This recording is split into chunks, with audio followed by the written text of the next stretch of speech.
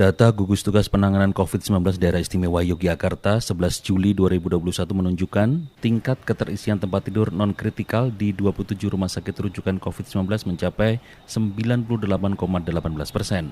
Dari sekitar 1.300 total tempat tidur yang disediakan, kini tersisa sebanyak 25 tempat tidur. Sedangkan untuk ruang kritikal atau intensive care unit, tingkat keterisiannya berada di angka 80,82%.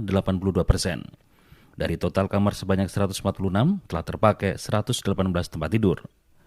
Tingkat keterisian tempat tidur di 27 rumah sakit rujukan COVID-19 nyaris penuh dikarenakan penambahan kasus harian 11 Juli 2021 tercatat lebih dari 1.800 kasus positif COVID-19 di Daerah Istimewa Yogyakarta, sehingga total kasus terkonfirmasi menjadi sekitar 76.200 orang. Penambahan kasus harian COVID-19 ini merupakan rekor tertinggi di Daerah Istimewa Yogyakarta selama pandemi. Meski demikian, fungsi layanan kesehatan di Daerah Istimewa Yogyakarta masih tetap berjalan di tengah lonjakan kasus. Namun, Vaskes harus menerima tekanan berat secara terus-menerus akibat pasien yang terus berdatangan. Kalau mau dibilang kolaps, itu kan sebenarnya berhenti berfungsi. Pada situasi di Jogja saat ini, sistem kesehatannya masih bekerja untuk melayani pasien, tapi sudah overwhelmed. Tekanannya, jumlah kasusnya tetap tinggi.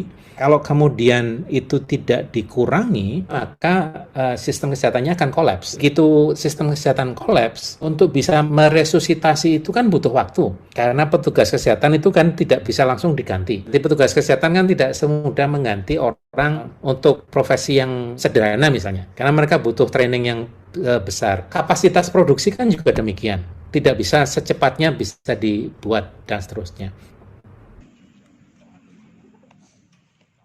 Langkah untuk mendirikan rumah sakit lapangan bukan menjadi solusi tepat mengatasi tingginya tingkat keterisian rumah sakit karena membutuhkan banyak waktu dan sumber daya manusia.